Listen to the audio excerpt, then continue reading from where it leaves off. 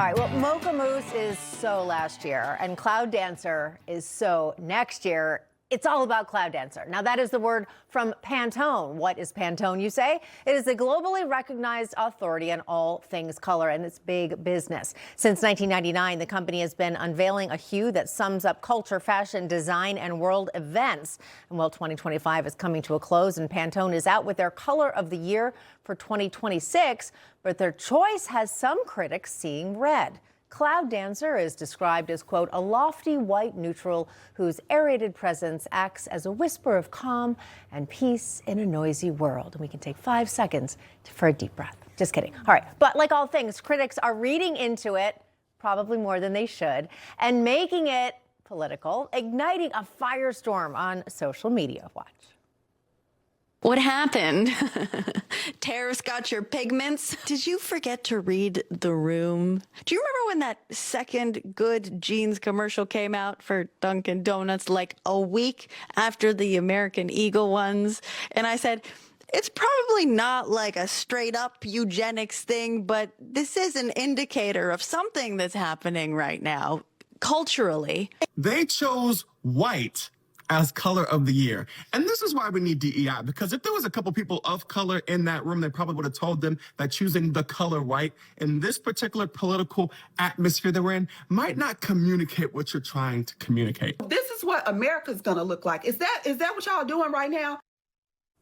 All right, well, Pantone's on top of it. They were quick to respond. Here's what they said in their statement. The global team at the Pantone Color Institute selected this color for its emotional and creative resonance, not as a statement on politics, ideology, or race. Pantone does not assign political narratives to color. To select or avoid a hue on that basis would give such narratives a significance they do not hold in this process. That's a pretty great response there. And joining me to talk about it, litigator Rose Woodland, also alongside the editor at the Daily Caller, Amber Duke, and former Republican Congresswoman from New York and board member of the Independent Women's Forum, Nan Hayworth. And I love both Nan and Rebecca have dressed for the occasion. Pantone, I missed the memo. That's okay. Pantone and fashion and design lovers everywhere say thank you. I'm going to start with you, Nan, because I actually thought their statement was really, really good. Because a lot of statements we hear from brands really try not to insult anybody, and they almost are apologetic. Pantone was like, yeah, sorry, no, like, has nothing to do with it, kind of like, get a grip. Yeah, good for them. Yeah. We're merely selecting a hue independent of any ideological considerations. We just happen to like this. Frankly, if you look at their entire series of colors, you know, I don't know, for someone like me, I kind of go, ugh, really? You know, I don't like any of them. So I don't assign any significance to this other than, you know, to say, hey, God bless you. You know, if you succeed with this, you know, then I'm happy. Exactly. And it's not, again, also, I mean, again, this is a business kind of thing. I mean, in fashion and design, we talk about it just because it's fun and it's like, ooh, a color, whatever it may be. Exactly. Yeah, it doesn't mean you have to like it. And it doesn't mean it's going to change anyone's life or, frankly, influence anything except for behind the scenes in the fashion, design, paint, textile, even a technology world, because that's kind of what Pantone does. I but mean, people are so cranky. This is just a forecast for what color they think would look nice inside someone's home. It has nothing to do with anything racist, political, nothing at all. It has nothing to do with a statement on culture. It's, wow, your house might look really pretty in this color if you want calm, and maybe they're saying, hey, if everyone wants to relax and calm down, let's live in a beautiful home. That's it.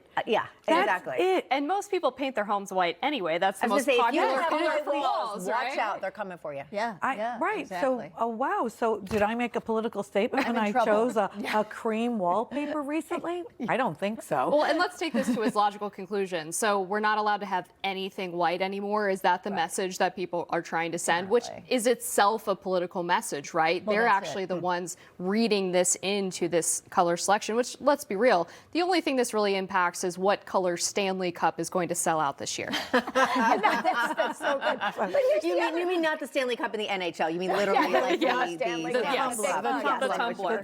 I think I'm wearing that color actually.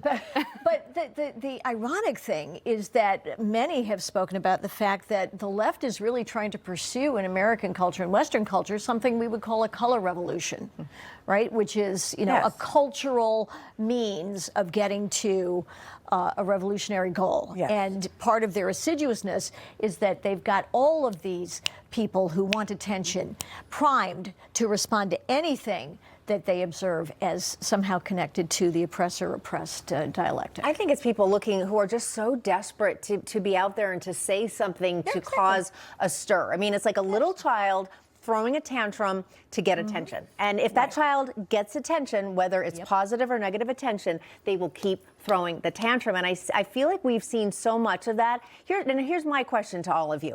Do you think maybe that will be so 2025 and in 2026 people will just say like, enough already, can you just stop your whining? Like, really? I hope so. I mean, let's not take the happiness out of everything. People they've want done to it. design their pretty houses in a nice way. That's fine. That's why we have a democracy. Everyone has right to choose. This is not socialist USSR where you had to live in a concrete box under determinate colors from the authority. Yeah, but why so cranky? I'm not even about this, about anything. I mean, it can be anything. It's just the engagement economy. People now have access to a smartphone, which at a touch of a button shares their opinion to millions of people around the world. And part of that is that you can get advertising dollars or brand deals. That's actually a really good point. Engagement, right? So people are incentivized to create these, or at least broadcast these divisive opinions because it gets people to click, as you said, whether it's positive or negative. Although perhaps maybe next year Pantone should do communist red, and then everybody will be happy. See? Well, we'll have to see. Then they'll have to change their statement a little bit. I'm Right. sure someone's listening to I that. was going to say, wait a minute. Yes, Mom Donnie is like, oh, I have That's ideas. what I was thinking. Yeah, That's all right. right. Daddy, All right, Big Daddy's listening. We're going to have to leave it there. All right. I love it. Rebecca, Amber, and of course, Nan, thank you very much for joining me on The Other View. Information. Truth is freedom. Is Newsmax. It's real news for real people.